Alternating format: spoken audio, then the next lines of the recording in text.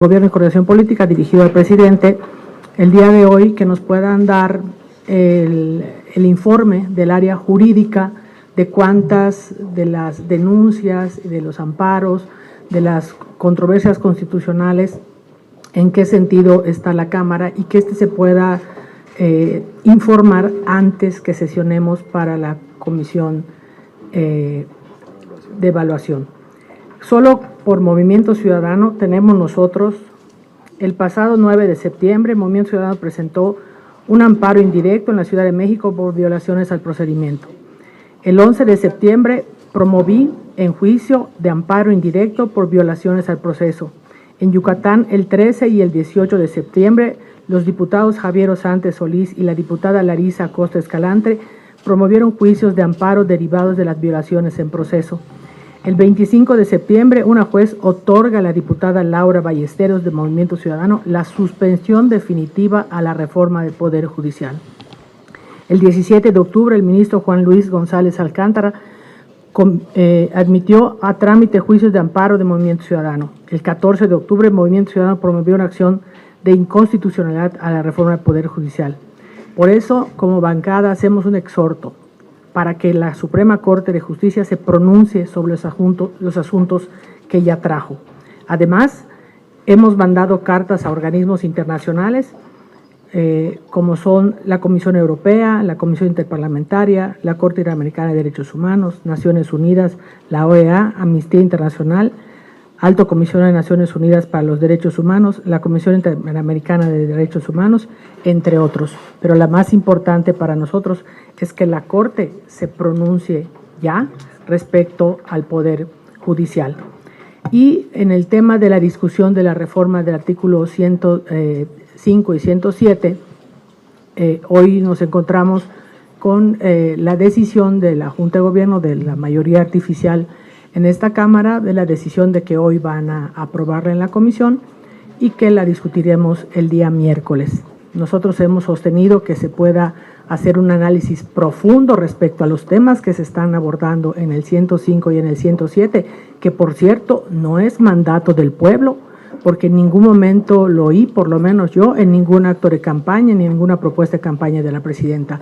No es mandato del pueblo porque no ganaron mayoría de reforma constitucional. Ganaron reforma constitucional aquí, en la Cámara de Diputados. Pero en la Cámara de Senadores, para que puedan hacer reforma constitucional, tuvieron que comprar al senador de primera minoría de Michoacán, que fue candidato de PRI-PAN-PRD. O sea, votó abiertamente en contra de lo que proponía Morena. Tuvieron que comprar a la senadora de Tabasco, que era candidata PRI-PAN-PRD, que sus electores abiertamente votaron por ella en contra de las propuestas de Morena. El más destacado fue Miguel Ángel Yunes, que es del PAN, que también sus electores votaron en contra de las propuestas de Morena. Y en la última sesión en la que tuvieron en el caso del Senado, para que la puedan sacar al ausentarse el senador de Guanajuato, Ricardo Sheffield, entonces se ausentó la senadora de Ciudad de México, Cintia López Castro. Así es que no tienen reforma constitucional, no es el mandato del pueblo, y si le sumamos los votos de la oposición más los 42 millones de mexicanos que no salieron a votar, hay 90 millones de mexicanos que no están de acuerdo con este gobierno, porque el silencio también habla. Lo hemos manifestado, daremos la batalla y seguiremos recurriendo a las instancias que sean necesarias para defender los derechos humanos de los mexicanos. Voy a ponerle un ejemplo que puede ser gráfico. Cuando el jefe de gobierno, Andrés Manuel López Obrador, se impuso para que no se cambiara a la demarcación Distrito Federal, ¿a dónde acudió? Acudió a la Suprema Corte, acudió al Poder Judicial, y el Poder Judicial le garantizó que no se pudiera cambiar. Con esta Constitución, con este Poder Judicial. Si hoy pasara algo así con la reforma que ellos están presentando, ¿a dónde hubiera acudido el en ese entonces jefe de gobierno del Distrito Federal? No tuviera dónde acudir. Si pusieran ahorita en estos temas que son polémicos, en donde dividen la opinión, por ejemplo, el derecho humano de las mujeres a decidir sobre su cuerpo, si las 2/3 partes del Senado y la Cámara de Diputados la votaran, pues las mujeres no tendrían a dónde acudir, a ninguna instancia a dónde acudir si se aprueba esta reforma que están proponiendo. Si se aprueba la reforma que están proponiendo, tampoco, por ejemplo, si se decide que el matrimonio igualitario ya no es constitucional, pues ya no tendrían a dónde ir la comunidad LGBTQI+. Y así pudiera ponerle cualquier cantidad de ejemplos. Los más graves pudiera ser la propiedad privada y tantas cosas que al tratar de sacar esta reforma del Poder Judicial, lo cual puedo entender que sea una visión de esta parte de los mexicanos, pongan en riesgo los derechos humanos de todos los mexicanos. Por eso anoche resistíamos nosotros e insistíamos en que nos dieran la palabra para que se quitara del orden del día el dictamen que ya estaba puesto en el orden del día. No nos quisieron escuchar, ni siquiera para decir que no estábamos de acuerdo con el orden del día. Hoy estaremos dando la batalla, mañana también, y en el Pleno, y a todo donde podamos acudir. Si alguien tiene alguna pregunta.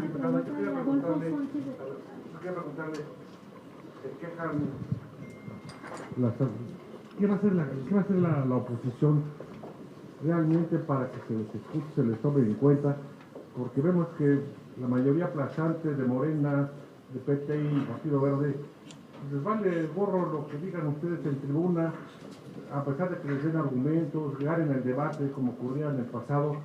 Sin embargo, la oposición se salía del salón de sesiones. Vimos que el PRD, cuando se discutió la reforma eléctrica, creo que usted era diputada, cerraron el salón de sesiones con candados, con los curús, con los sillones. Se atrasó casi una sesión, tuvo que negociar el diputado Manlio con el PRD en aquel entonces. ¿Qué va a hacer la oposición realmente para que esta reforma no pueda cerrar el salón de sesiones, cerrar los diferentes auditores? ¿Qué realmente tiene que hacer la oposición para que sea tomada en cuenta realmente como oposición? Porque aparte que ustedes están, hablen y hablen, y discúlpeme, el diputado Monreal, pues hasta se ríe de ustedes, se burlan de ustedes en lo cortito. Tenemos la mayoría de ahora, como usted me dice, 32 millones o 36 millones nos apoyan. La presidenta Sheinbaum también lo dice, tenemos la mayoría del pueblo, pero usted habla de 90 millones, ¿dónde están esos 90 millones? Se dan de palabra, porque en la realidad ustedes, en el puro papel, cuentan, porque en las acciones son simplemente olvidados. Nosotros podemos hablar por la oposición que somos de Movimiento Ciudadano. Nosotros hemos estado firmes en los debates, hemos ausentado cuando es necesario. De hecho, por eso hoy le pedimos al área administrativa que pueda informarnos qué hace en qué condición está la Cámara de Diputados con las instrucciones de inconstitucionalidad y con las instrucciones de los amparos que ya fueron concedidos. En el caso de la bancada hay muchos más que son de diferentes otros entes. Y qué vamos a hacer en la sesión del martes o miércoles, según que apruebe la comisión, pues lo estaremos discutiendo nosotros. Podemos hablar por Movimiento Ciudadano, no podemos hablar por el PAN, no podemos hablar por el PRI. Ahorita en la sesión de Jucopo, el PRI dijo nada más que lo pongan como en receso y yo lo voto. Entonces pues va a estar muy difícil que una oposición como tal haya. Movimiento Ciudadano hará todo lo que está en su parte. Margarita Nicolás, de Cadena Rosa. Gracias. Yo voy a cambiar un poquito del tema. Sobre estos censos que está haciendo ya el gobierno federal con el motivo de llevar mejor salud a las casas, hay mucha preocupación porque para empezar son 80 preguntas que están haciendo. En la primera parte es un cuestionario socioeconómico, porque preguntan cuánto ganan, quiénes dependen de ellos, cómo es su casa, aunque van a la casa, pues preguntan hacen todos estos cuestionamientos. Y hay unas donde preguntan en materia de salud. Aquí el hecho es de que se está alertando a la población de que estos datos podrían servir pues para ver si tienen propiedad privada o no, con cuántos comparten una casa y posteriormente pues proceder, según dicen, a confiscarla o a quitárselas, ¿no? O compartir esas casas. Entonces la gente, la mayoría ya está diciendo que ellos se reservan el derecho de contestar esa primera parte del cuestionario. Ustedes, no sé si ya lo leyeron o no, pero me gustaría saber si le van a pedir al presidente de la Comisión de Salud o a la misma Claudia que les envíen estos cuestionarios para saber qué tan apropiado es de que se haga este cuestionario socioeconómico cuando es una encuesta de salud. Y bueno, y ahí están las que hacen en salud en salud, que es precisamente para eso, para ver cuáles son las enfermedades que tiene la población, los medicamentos que toman y sobre ese tema. Sí, no conocemos el cuestionario, lo pediremos, le pediremos a Macay, que es la secretaria de la Comisión de Salud, lo haga por oficio a la comisión para que se lo pidan a la presidenta o a la Secretaría de Salud, indistinto, pero que nos los hagan llegar para que lo revisemos. Y aunque dices que es otro tema, sí está vinculado, porque hemos estado diciendo nosotros, no creo que se atrevan a tanto,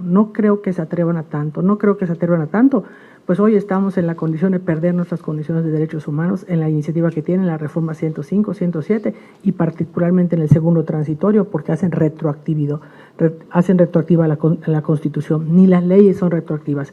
Si se les ocurriera a este gobierno en fast track quitar la propiedad privada, pues si se llevan estos ritmos que hemos visto, también lo pudieran hacer. Finalmente ya va a desaparecer el amparo. Y también preguntarte en este tema de lo que está sucediendo en Querétaro, de una niña de 14 años que está encarcelada por haber, se dice que abortado espontáneamente, la violó un sujeto de 49 años de edad, entonces le están pidiendo que le pague a este individuo 500,000 pesos, porque él sí se quería hacer cargo del chamaquito. O bueno, no, es tu opinión, porque pues vemos que, por ejemplo, para el PAN, que siempre está defendiendo los derechos humanos, no ha dicho nada. Entonces me gustaría saber cuál es la posición de MC al respecto. Gracias. Nosotros defendemos los derechos humanos y defendemos el derecho de las mujeres a decidir sobre su cuerpo.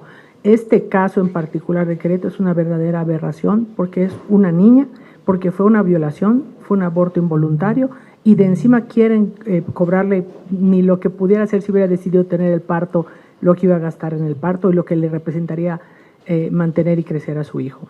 Lo que tengamos que hacer para defender a ella y los casos que estén así lo hará Movimiento Ciudadano, y también esos son los casos que también se vinculan a perder los derechos humanos, porque entonces no tienes a dónde acudir. Enrique Gómez.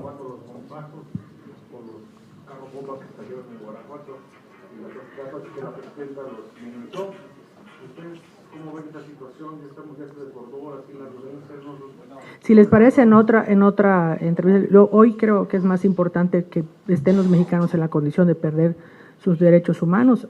El tema de la seguridad, yo le he planteado en muchas ocasiones, va increciendo y el Estado no va reaccionando. Entonces va a ser muy difícil que puedan tomar cartas en el asunto cuando ya perdieron el control total. Buenas tardes, coordinadora. Quisiera preguntarle sobre este informe que acaban de solicitar al área jurídica sobre las controversias y los amparos que solicitaron. En caso de que no se los lleguen a presentar, ¿ustedes qué es lo que harían? ¿Cuál sería la ruta? Y otra, en ese sentido también, si van a participar en la reunión de la Comisión de Puntos Constitucionales esta tarde, ya que pues ayer se presentó esta cerrazón y tuvieron que abandonar, ¿no?, el salón.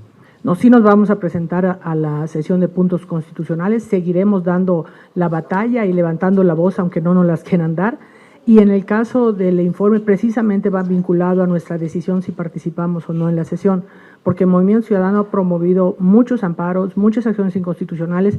Entonces, si nosotros acudimos a la sesión sin tener la información de qué es lo que tiene la Cámara de Diputados y cómo interpreta esa responsabilidad de las sentencias que ya le dio el Poder Judicial, es como que nosotros mismos desconociéramos antes de estar aprobada la ley a los órganos jurisdiccionales. Y tomando en cuenta que faltan pocas horas para que esto suceda, si no se los entregan en ese tiempo, evidentemente no participaríamos, porque ni siquiera están haciendo lo que en la realidad es que está la Cámara de Diputados en desacato, que la Presidencia de la República, lamentablemente la Presidenta con A, está siendo autoritaria con A. Autoritaria también se escribe con A, porque están haciendo y cayendo en desacato y quieren involucrar a la Cámara de Diputados también, y nosotros no vamos a ser parte de ese juego. Muchas gracias. Gracias, diputado. No hay más preguntas.